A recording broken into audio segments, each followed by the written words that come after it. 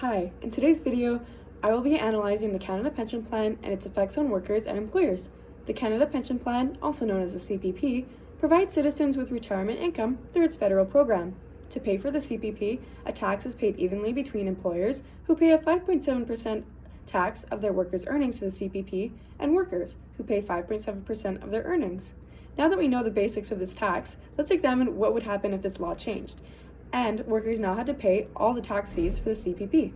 In this market, employees are buyers of labor and workers are sellers of labor. Using supply and demand, we can analyze the effects of tax, whether it's placed on buyers or sellers, and realize that the result will be the same, no matter where the tax is imposed.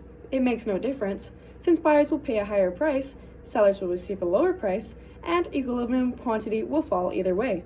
Therefore, nothing would happen if the CPP tax was imposed fully on workers. Next, we'll look at which factors influence how much of the burden of the CPP tax is incurred by workers and employers. The burden of the tax, also referred to as the incidence of tax, is defined as who the effective tax falls heavier on, or who really pays for the tax. If the burden of tax falls on buyers, they'll pay a higher price for goods and services, and if the price falls on sellers, they will pay a higher price by receiving less money for the goods and services they provide. Elasticity is the main factor that influences how much of the burden of tax is incurred. Elasticity is defined as how much a change in behavior from buyers or sellers occurs in response to a change in price of a good or service. When supply is more elastic than demand, the tax burden falls on buyers. This means that the price buyers pay increases more than the price sellers receive falls. It is easier for sellers to leave the market due to the fact that they have more flexibility. Therefore, they would bear a smaller burden of the tax.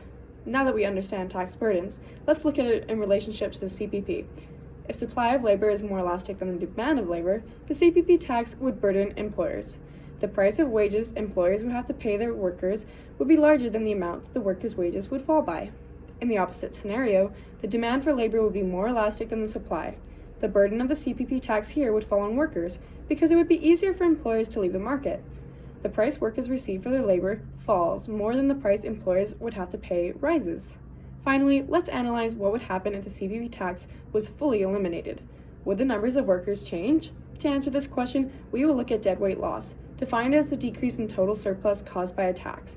Tax causes deadweight loss because it prevents mutual beneficial transactions from happening.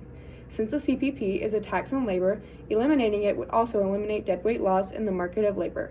This would create more jobs as a mutual beneficial transaction between employers and workers are now able to occur. Thank you for watching my video.